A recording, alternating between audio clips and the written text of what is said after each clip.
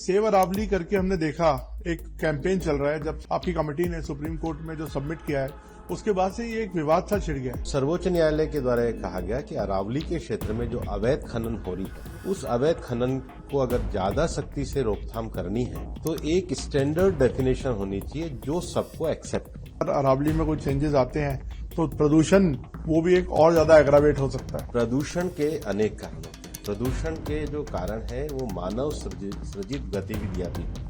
Sir एक और जो एलिगेशन लग रहा है कि अर्बनाइजेशन के लिए ये प्लान चेंज किया जा रहा है। अर्बनाइजेशन का तो ये कोई प्लान ऐसा नहीं है। प्लान केवल और केवल अरावली के प्रोटेक्शन के लिए। लोग जैसे कह रहे हैं कि वहाँ पे अब हाउसिंग लाने की तैयारी हो रही है। कहाँ से है? अजमेर अरावली के अंदर बसा हुआ है, फुलेरा अरावली के अंदर बसा हुआ है, पूरा उदयपुर शहर अरावली के अंदर बसा हुआ है। सदियों से मानव सभ्यता के रहने की जगह है। टेक्निकल कमेटी के माध्यम से जिस डेफिनेशन को निर्धारित किया है उसमें राज्यों को स्ट्रिक्टर रूल बनाने की आवश्यकता होगी और 90% पार्ट जो है उसमें तो आप माइनिंग एक्टिविटी से बाहर ही हो जाओगे।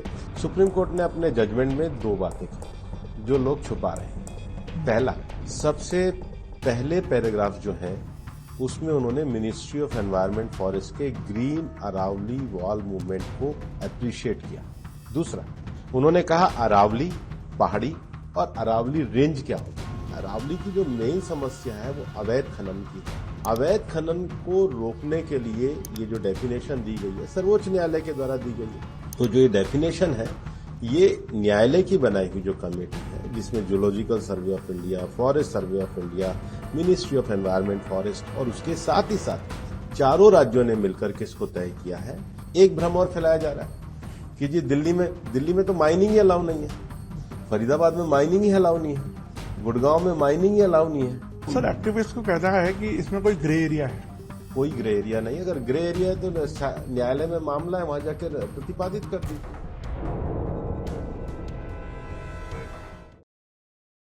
अरावली को लेके एक हमने देखा सोशल मीडिया पे ट्रेंड चल रहा है, उसको समझाने के लिए कि क्या ये इशू है। हमारे साथ जुड़ रहे हैं एनवायरमेंट मिनिस्टर भूपेंद्र यादव जी।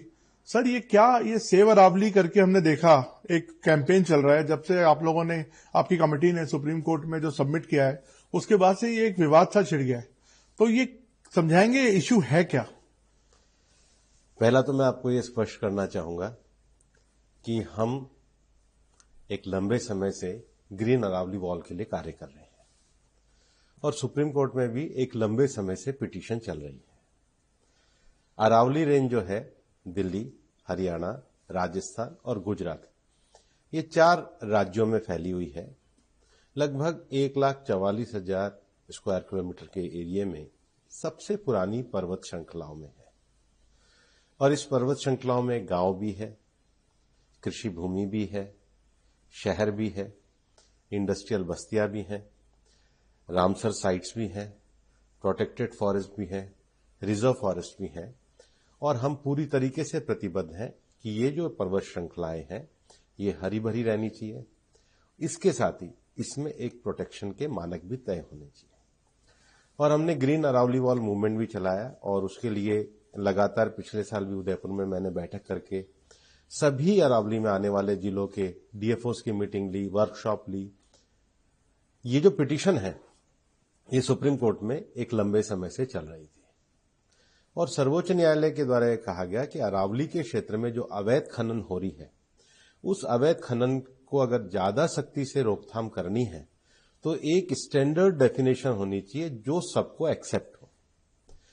तो सुप्रीम कोर्ट ने कमेटी के निर्धारित करी जिसमें मिनिस्ट्री ऑफ एनवायरनमेंट फॉरेस्ट के सेक्रेटरी भी थे, FSI forest survey of India भी थे, भारत सरकार का सर्वे ऑफ इंडिया है उनके भी सेक्रेटरी थे और जो देश की सारी भू आकृति का जो मैपिंग करते हैं जियोलॉजिकल सर्वे ऑफ इंडिया उसके डायरेक्टर भी थे, प्लस चारों राज्यों की सरकारें थी। अब विषय आता है कि अरावली की जो डेफिनेशन है वो सुप्रीम कोर्ट के सामने रखी गई। सुप्रीम कोर्ट ने अपने जजमेंट में 2 बातें कही जो लोग छुपा रहे हैं। पहला, सबसे पहले पैराग्राफ जो है उसमें उन्होंने मिनिस्ट्री ऑफ एनवायरनमेंट फॉरेस्ट के ग्रीन अरावली वॉल मूवमेंट को अप्रिशिएट किया। दूसरा, उन्होंने कहा अरावली पहाड़ी और अरावली रेंज क्या होगी। तो दुनिया भर में जियोलॉजी की जो वैज्ञानिक जो जियोलॉजी में काम करते हैं, भूविज्ञान भू सर्वे विज्ञान में काम करते हैं, तो वहां एक स्टैंडर्ड डेफिनेशन रिचर्ड मर्फी की मानी जाती है कि जो 100 मीटर की ऊंची पहाड़ी होती है उसको पर्वत माना जाता है।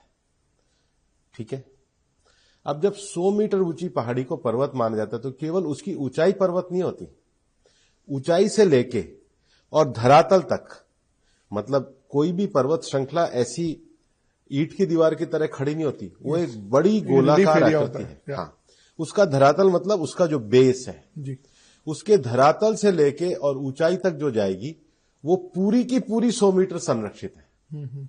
एक जो भ्रम फैला रहे हैं कि केवल ऊंची पहाड़ियों, उसके साथ में पड़ने वाली उसके धरातल में जो छोटी पहाड़ियां जो स्ट्रक्चर है वो सारा संरक्षित है। फिर एक पहाड़ी जो 100 मीटर की है और दूसरी पहाड़ी जो है उसके बीच में जो आधा किलोमीटर का क्षेत्र है, कितना, आधा किलोमीटर 500, उसमें जमीन है वो भी संरक्षित में आएगा, वो भी अरावली रेंज कहलाएगा। तो फिर भ्रम हुआ कहां पे? अब सुनो ना, तो 90% तो भाग संरक्षित है। दूसरा, अरावली में बहुत बड़ी संख्या में प्रोटेक्टेड फॉरेस्ट है, रिजर्व फॉरेस्ट है, वो भी पूरा इसमें संरक्षित है। फिर जो इको सेंसिटिव जोन है उसका जो 1 किलोमीटर का एरिया है वो भी संरक्षित है। इवन जो ड्राफ्ट इको जोन है उसमें भी सुप्रीम कोर्ट के रेगुलेशन के हिसाब से संरक्षण है। और इसके अलावा अरावली के क्षेत्र में बहुत सारी झीलें भी हैं और कुछ झीलें ऐसी हैं जो हमारी रामसर साइट्स भी है। अब जैसे गुड़गांव में सुल्तानपुर की झील है, अलवर में सरिस्का की झील है, उदयपुर को रामसर साइट्स में पूरा लेक सिटी ही बनाया गया, उसके भी 500 मीटर तक के एरिया जो है संरक्षित क्षेत्र में है। तो इस हिसाब से अरावली में एक एक्टिविटी जो माइनिंग एक्टिविटी भी है वो मैं आपको कह रहा हूं 0.19%, 1% से भी कम एरिया में ही माइनिंग हो पाएगी। और वहां भी माइन को कोई खोला नहीं है, वहां भी कहा गया है कि इसका एक मैनेजमेंट साइंटिफिक प्लान बनाया जाए और अगर कोई नई स्वीकृति भी आती है तो उस नई स्वीकृति को आईसीएफआरई से पहले अनुमति ली जाए। तो ये प्रोसेस को स्ट्रिक्ट किया। अरावली की जो मेन समस्या है वो अवैध खनन की है। अवैध खनन को रोकने के लिए ये जो डेफिनेशन दी गई है सर्वोच्च न्यायालय के द्वारा दी गई है और आज भी रिव्यू सर्वोच्च न्यायालय के सामने है। तो जो ये डेफिनेशन है ये न्यायालय की बनाई हुई जो कमेटी है जिसमें zoological survey of India, forest survey of India, ministry of environment, forest और उसके साथ ही साथ चारों राज्यों ने मिलकर के इसको तय किया है। ये भारत की सबसे ऊंची और प्राचीन पर्वत श्रृंखला है, बल्कि दिल्ली भी इसी में है। एक भ्रम और फैलाया जा रहा है कि जी दिल्ली में तो माइनिंग ही अलाउ नहीं है, फरीदाबाद में माइनिंग ही अलाउ नहीं है, गुड़गांव में माइनिंग ही अलाउ नहीं है, नूह का भी मुझे नहीं लगता कोई बहुत थोड़ा सा इलाका होगा, इसके बाद रेवाड़ी में थोड़ी सी माइनिंग अलाउ है और हरियाणा में महेंद्रगढ़ में है। फिर अलवर में तो बहुत बड़ा एरिया सरिस्का का एरिया आता है, फिर जयपुर में जमुआ रामगढ़ का बहुत बड़ा एरिया आता है। अजमेर में भी अगर आप आगे जाओगे तो अजमेर में भी जो झील है, मतलब पुष्कर झील है, आनासागर झील है, फाईसागर झील है, सांबर लेक है। तो ये तो पूरा अरावली का जोन है। मैं इसकी जो टोपोग्राफी है, इसकी जो, और नीचे जो गुजरात में बनासकांठा साबरकांठा तक ये जो रेंज आती है पूरी की पूरी संरक्षण में है। और ये जो व्यापक डेफिनेशन होने से, अब स्ट्रिक्ट प्रोविजन होने से 90% भाग तो पूरी तरीके से सुरक्षित है। ये 100 मीटर वाला जो आपने मामला बताया है, ये इसमें भ्रम क्या फैलाया जा रहा है कि ऊपर से और नीचे से? वो कह रहे हैं कि बहुत टेक्निकल है, इसको थोड़ा सा कोई टेक्निकल नहीं है, मैं बहुत स्पष्ट कर रहा हूं। 100 मीटर का अर्थ है पर्वत शिखर से लेके और नीचे धरातल तक, पर्वत शिखर से लेके नीचे धरातल तक, और धरातल तक जहां उसका स्थायी भाग आएगा। तो धरातल में वो पूरा ऐसा नीचे पर्वत एक गोलाकार अंडाकार श्रेणी में उसकी जो सब टहनियां होंगी, जैसे कोई पेड़ है, पेड़ ऊपर 25 मीटर का है लेकिन उसकी जो नीचे जड़े जहां तक है, जहां तक उसका है वो पूरा 100 मीटर। सर, एक्टिविस्ट को कहना है कि इसमें कोई ग्रे एरिया है। कोई ग्रे एरिया नहीं। अगर ग्रे एरिया है तो न्यायालय में मामला है, वहां जाकर प्रतिपादित कर दीजिए। आप आज भी सर्वोच्च न्यायालय में ही विषय है जी। अगर है तो बता दीजिए भाई। आप लोगों में भ्रम क्यों फैला रहे हैं, आप लोगों में झूठ क्यों फैला रहे हैं? और ये तो हुई पर्वत, ये आइडेंटिटी पर्वत। पर्वत एक से और दूसरी श्रृंखला के बीच में 500 मीटर उसमें इवन जमीन का भाग 500 मीटर क्षेत्र में आने वाला भूभाग तो ये पूरा एक संरक्षण के। और फिर अभी तक क्या था, अरावली के क्षेत्र में डेफिनेशन के अभाव में जो खनन स्वीकृति थी उसमें दाएं बाएं होते थे। मैं आपको अभी भी कह रहा हूं 58% भाग जो है वो तो खेती है, फिर हमारे नगर है, हमारे ग्राम है, हमारी ढाणियां है, फिर उसके साथ हमारा प्रोटेक्टेड एरिया, लगभग 20% तो प्रोटेक्टेड एरिया जिसमें तो आप कर ही नहीं सकते, चाहे वो जमीन हो, छोटी पहाड़ी हो, बड़ी पहाड़ी हो, कर ही नहीं सकते। रामसर साइट्स है। तो ये पूरा प्रोटेक्शन मेजरमेंट जो किया है उसको पूरा एक विशेषज्ञ। तो sir as a environment minister आप ये बता रहे हैं, ये गारंटी दे रहे हैं कि कोई भी नई माइनिंग, अब आपकी जो नई डेफिनेशन है उसके बाद नहीं हो सकती नई माइनिंग। सुप्रीम कोर्ट का जो प्लान है, साइंटिफिक प्लान, पहले साइंटिफिक प्लान होगा, आईसीएफआर होगी, उसके बाद सोचा जाएगा।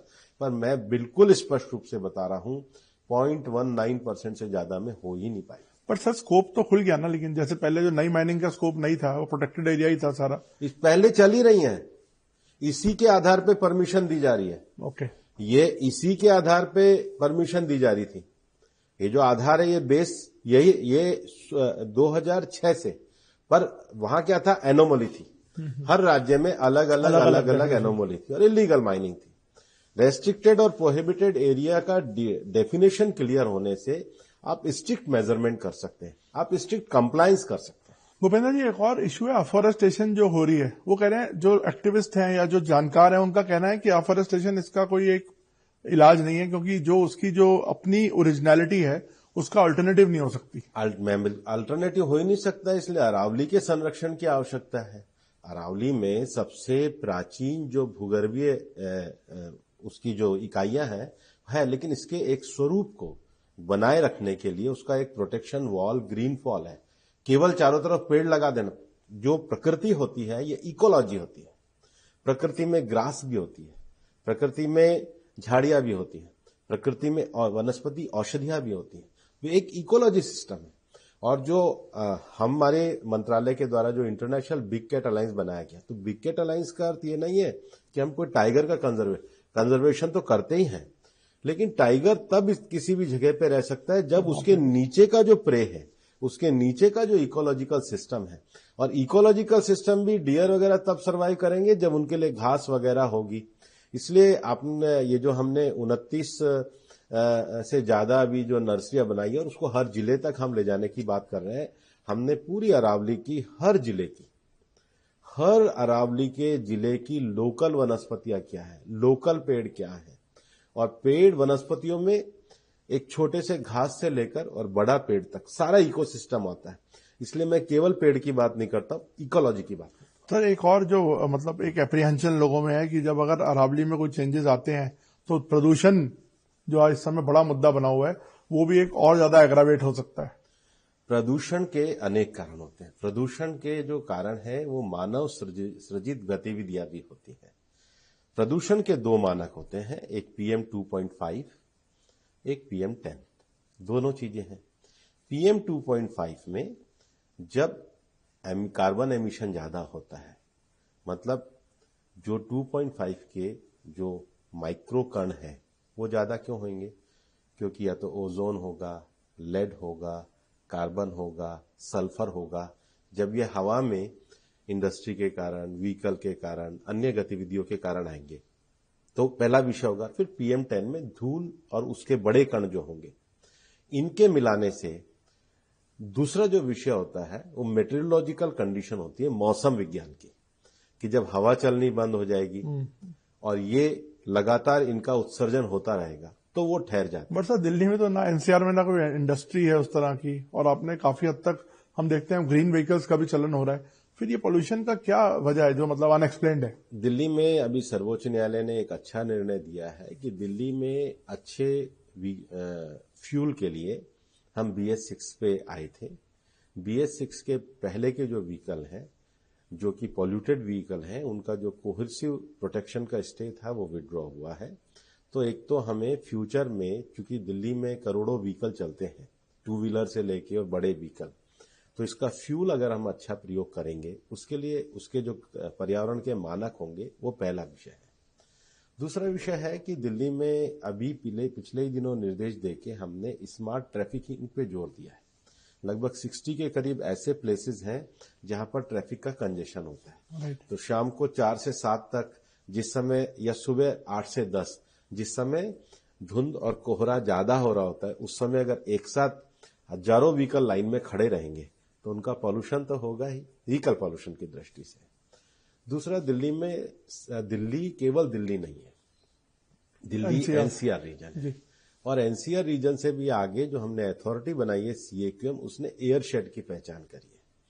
तो उस एयर शेड में लगभग 240 इंडस्ट्रियल एरिया है, और 240 इंडस्ट्रियल एरिया में 3,500 इंडस्ट्री हैं जो रेड और ऑरेंज कैटेगरी की है। ओके। वो जो 3,500 इंडस्ट्री है, उसमें हमने कहा है कि आप डिवाइस लगाइए जिसको मॉनिटरिंग से जोड़ने का काम करेंगे, ताकि आपको ये पता लगे कि आपका ग्राफ कैसा है। मुझे बताते हुए ठीक लग रहा है कि हमने उसमें भी पैनिक नहीं होने दिया है। लगभग 1200 के करीब इंडस्ट्री में डिवाइस लगे हैं, बाकी को 31 दिसंबर का समय दिया है। तीसरा जो बड़ा विषय है वो डस्ट का है। एक बहुत बड़ी जो एक्टिविटी चलती है कंस्ट्रक्शन और डेमोलिशन की चलती है। तो कंस्ट्रक्शन करते हैं तब तो ठीक है, लेकिन आप देखेंगे कि जो डेमोलिशन होता है उसको रखने की कोई जगह नहीं है।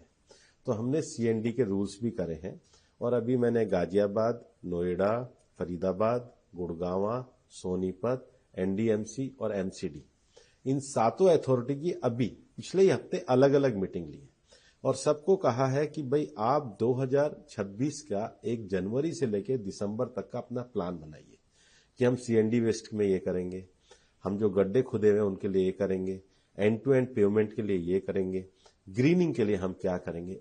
फिर जो एक बहुत बड़ा कारण है वो सॉलिड वेस्ट है। जैसे आपका तो इंटरनेशनली भी आप एक्सपोजर है, आप क्या कुछ बाहर की बेस्ट प्रैक्टिस, सॉरी आप मेरा इतना ही रोकेंगे? नहीं करिए, बताइए सर। नहीं प्लीज। तो ये सारे पैमानों पे काम किया। जो बेस्ट प्रैक्टिसेस की आप बात कर रहे हैं, बेस्ट प्रैक्टिसेस फ्यूल, दुनिया में जो भी हुआ है मैं नाम देश के लेके बता सकता हूं। फ्यूल, बेस्ट क्लीन फ्यूल, क्योंकि ऐसा तो होगा नहीं कि अब आप व्हीकल्स को रोक देंगे या इंडस्ट्री को रोक देंगे।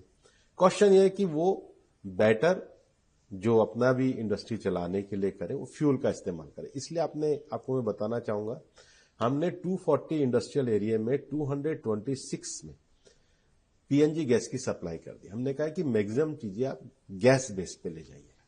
फिर जो हमारे थर्मल पावर है उसमें दिल्ली के आसपास जो है उनका नई टेक्नोलॉजी में वो जाए, उसको हमने बनाने का काम किया।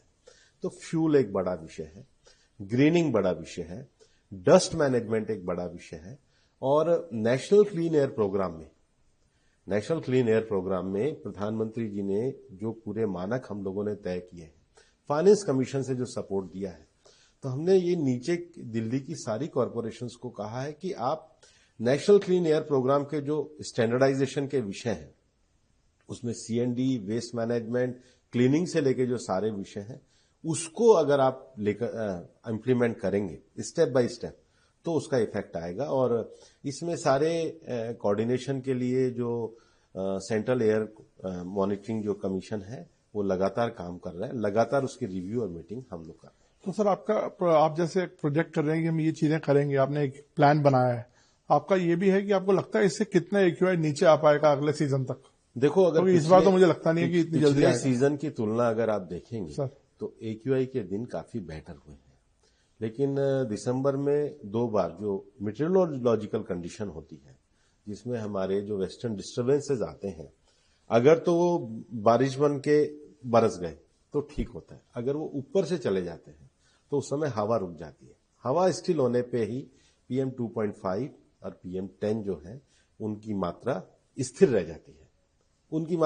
जाती है, तो उसके लिए हमने ग्रैप का प्रोविजन किया है, और सीएक्यूएम को यह अथॉरिटी दी है कि वो प्रेडिक्शन के आधार पे, क्योंकि ये केवल सीएक्यूएम ये गतिविधियां तो हैं ही, साथ में उनको मौसम विज्ञान के साथ भी संबंध रखना पड़ता है, और उस एप्रीहेंशन को देखकर ये जो गतिविधियां हैं इसको रेस्ट्रेन करने के लिए ग्रैप लगाना पड़ता है। पर ग्रैप के भी इस वर्ष के अनुभव से हम बेहतर कोऑर्डिनेशन के अगले बार के इम्प्लीमेंटेशन रूल लेके आए। हम लोग क्योंकि देखते हैं सर कि कई कंट्रीज ने जैसे ऑलमोस्ट ऐसा ही पॉल्यूशन फेस किया है, बीजिंग एक उदाहरण है, उन्होंने लेकिन कंट्रोल कर लिया। और मैं कह रहा हूं ना, फ्यूल, डस्ट और स्ट्रिक्ट मेजर्स, इसके बाद आपको लगता है कि कोऑर्डिनेशन, क्योंकि दिल्ली में जब तक आसपास की ये जो 8 जो हमारी म्युनिसिपैलिटीज हैं उनके कोऑर्डिनेशन को करना पड़ेगा। और आपने देखा होगा कि अभी शहरी विकास मंत्रालय ने भलसवा का, ओखला का, गाजीपुर का ये जो ढेर लगा हुआ था लंबे समय से, लगातार काम कर रहे हैं। उसकी भी हर महीने की मॉनिटरिंग हो रही है और ऐसा लगता है कि जून तक हो जाएगा, केवल गाजीपुर का बच जाएगा, तो उस पर दिन रात काम चल रहा है। गुड़गांव और फरीदाबाद का भी बंधवाड़ी के पास एक जगह है जी, तो उनका भी अभी टेंडरिंग वगैरह निकाल के वो लोग भी कर रहे हैं। गाजियाबाद में तो बहुत अच्छा उन्होंने किया है कि अपने लीगेसी वेस्ट डिस्पोजल को समाप्त करके उन्होंने मियावाकी का एक जंगल बनाया है। और हमने सभी कॉरपोरेशंस को ये आग्रह किया है कि वो अपना पार्क एरिया को डिक्लेयर करें, ताकि पब्लिक पार्टिसिपेशन करके पार्क एरिया की ग्रीनिंग पे ज्यादा से ज्यादा हम लोग लगेंगे तो ज्यादा अच्छा रहेगा। सर एक आखिरी में मैं थोड़ा अरावली पे वापस आता हूं। सर एक और जो एलिगेशन लग रहा है कि अर्बनाइजेशन के लिए ये प्लान चेंज किया जा रहा है, इस पे भी मैं चाहता हूं कि आप बोलें ताकि लोगों को क्लैरिटी हो। नहीं, अर्बनाइजेशन का तो ये कोई प्लान ऐसा नहीं है। प्लान केवल और केवल अरावली के प्रोटेक्शन के लिए। अर्बन शहर तो वैसे अरावली में नहीं, कई लोग जैसे कह रहे हैं कि वहां पे अब हाउसिंग लाने की तैयारी हो रही है। कहां से है? अजमेर अरावली के अंदर बसा हुआ है, फुलेरा अरावली के अंदर बसा हुआ है, अपना क्या कहते हैं, पूरा उदयपुर शहर अरावली के अंदर बसा हुआ है, बूंदी शहर अरावली के अंदर बसा। कितने शहर में आपको गिना दूंगा जो अरावली के अंदर ऑलरेडी, ये सदियों से मानव सभ्यता के रहने की जगह है। लेकिन जो अरावली का प्रोटेक्टेड एरिया है उसकी क्लियर डेफिनेशन अगर जो सुप्रीम कोर्ट ने करी है, सुप्रीम कोर्ट ने उसको अरावली और अरावली रेंज को geological survey of India, forest survey of India और अपना मिनिस्ट्री ऑफ एनवायरनमेंट, इनसे सर्वेयर ऑफ इंडिया, इन सब से इनकी टेक्निकल कमेटी के माध्यम से जिस डेफिनेशन को निर्धारित किया है उसमें राज्यों को स्ट्रिक्टर रूल बनाने की आवश्यकता होगी। और 90% पार्ट जो है उसमें तो आप माइनिंग एक्टिविटी से बाहर ही हो जाओगे। मैं आपको कोट अनकोट कह रहा हूं, कहीं भी कह देना 90% में तो माइनिंग हो ही नहीं सकती है।